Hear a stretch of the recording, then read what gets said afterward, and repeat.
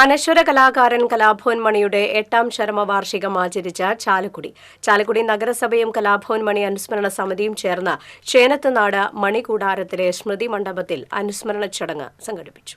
നഗരസഭാ chairman Aby George, vice chairperson Alice Shibu, പ്രതിപക്ഷ നേതാവ് CS സുരേഷ്, മുൻ ചെയർമാൻ VO പൈലപ്പൻ, സംസ്ഥാന യുവജനക്ഷേമ board vice chairman S Satheesh Kumar, സംവിധായകൻ സുന്ദർദാസ് എന്നിവർ പുഷ്പാർച്ചന നടത്തി. കുന്നിശ്ശേരി കുടുംബ ട്രസ്റ്റ്, പുരോഗമന കലാസാഹിത്യ സംഘം, പട്ടികജാതി ക്ഷേമസമിതി എന്നിവ സംയുക്തമായാണ് ചടങ്ങ് നടത്തിയത്.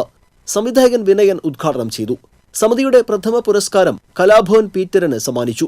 Professor C Raveendranath, Cochin Devaswom board president doctor MK Sudarshan, മണിയുടെ സഹോദരൻ ഡോക്ടർ RLV രാമകൃഷ്ണൻ എന്നിവർ സംസാരിച്ചു.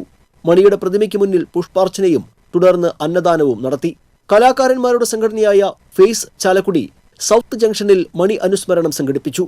മനോജ് ഗിന്നസ് ചടങ്ങ് ഉദ്ഘാടനം ചെയ്തു. ഫേസ് ചാലക്കുടിയുടെ പ്രഥമ കലാഭവൻ മണി അവാർഡ് മിമിക്രി കലാകാരൻ കലാഭവൻ ജയന് നൽകി.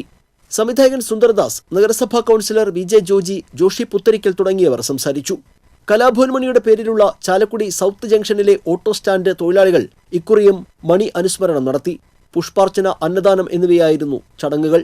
മണിയുടെ സഹപാഠികളും സുഹൃത്തുക്കളും ചേർന്ന് പോലീസ് സ്റ്റേഷൻ റോഡിൽ അനുസ്മരണ പരിപാടി സംഘടിപ്പിച്ചു. TCV ചാലക്കുടി.